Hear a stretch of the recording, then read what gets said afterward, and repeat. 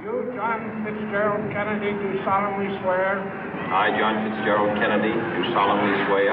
That you will faithfully execute the office of President of the United States. That I will faithfully execute the office of President of the United States. And will, to the best of your ability.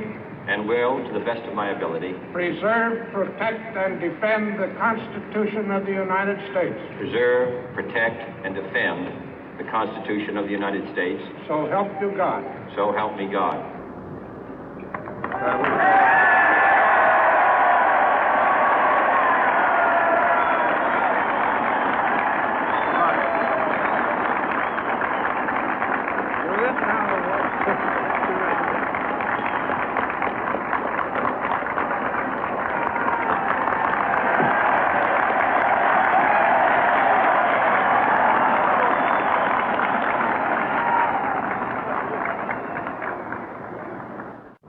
Vice President Johnson, Mr. Speaker, Mr. Chief Justice, President Eisenhower, Vice President Nixon, President Truman, Reverend clergy, fellow citizens. We observe today not a victory of party, but a celebration of freedom, symbolizing an end as well as a beginning, signifying renewal as well as change. For I have sworn before you and Almighty God the same solemn oath our forebears prescribed nearly a century and 3/4 ago. The world is very different now, for man holds in his mortal hands the power to abolish all forms of human poverty and all forms of human life. And yet the same revolutionary beliefs for which our forebears fought are still at issue around the globe. The belief that the rights of man come not from the generosity of the state, but from the hand of God. We dare not forget today that we are the heirs of that first revolution. Let the word go forth from this time and place to friend and foe alike that the torch has been passed to a new generation of Americans born in this century, tempered by war, disciplined by a hard and bitter peace, proud of our ancient heritage, and unwilling to witness or permit the slow undoing of those human rights to which this nation has always been committed and to which we are committed today at home and around the world.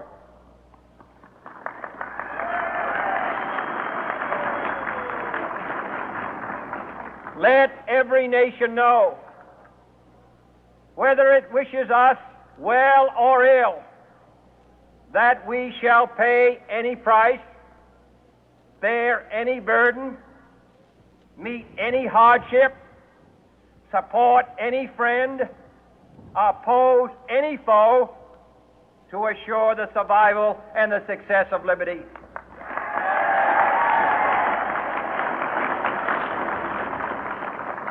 This much we pledge and more. To those old allies whose cultural and spiritual origins we share, we pledge the loyalty of faithful friends. United, there is little we cannot do in a host of cooperative ventures. Divided, there is little we can do, for we dare not meet a powerful challenge at odds and split asunder. To those new states whom we welcome to the ranks of the free, we pledge our word that one form of colonial control shall not have passed away, merely to be replaced by a far more iron tyranny. We shall not always expect to find them supporting our view, but we shall always hope to find them strongly supporting their own freedom, and to remember that in the past, those who foolishly sought power by riding the back of the tiger ended up inside.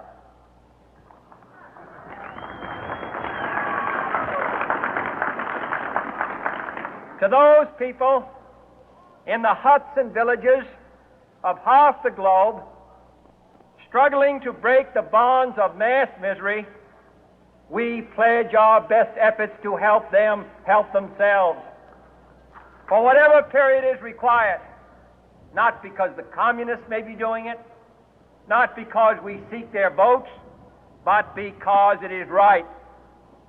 If a free society cannot help the many who are poor, it cannot save the few who are rich.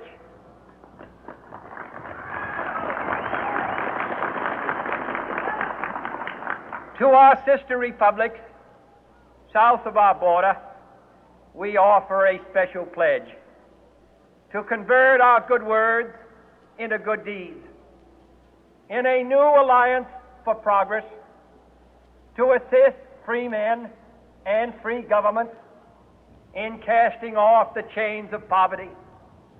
But this peaceful revolution of hope cannot become the prey of hostile powers.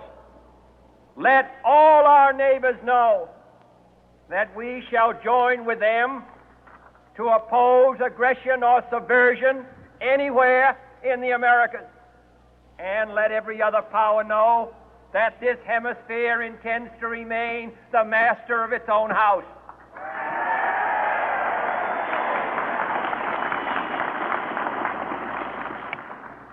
To that World Assembly of Sovereign States, the United Nations, our last best hope, in an age where the instruments of war have far outpaced the instruments of peace, we renew our pledge of support to prevent it from becoming merely a forum for invective, to strengthen its shield of the new and the weak, and to enlarge the area in which its writ may run. Finally, to those nations who would make themselves our adversary, we offer not a pledge, but a request that both sides begin anew the quest for peace. Before the dark powers of destruction, unleashed by science, engulf all humanity in planned or accidental self-destruction, we dare not tempt them with weakness, for only when our arms are sufficient beyond doubt can we be certain beyond doubt that they will never be employed. But neither can two great and powerful groups of nations take comfort from our present course, both sides overburdened by the cost of modern weapons, both rightly alarmed by the steady spread of the deadly atom, yet both racing to alter that uncertain balance of terror that stays the hand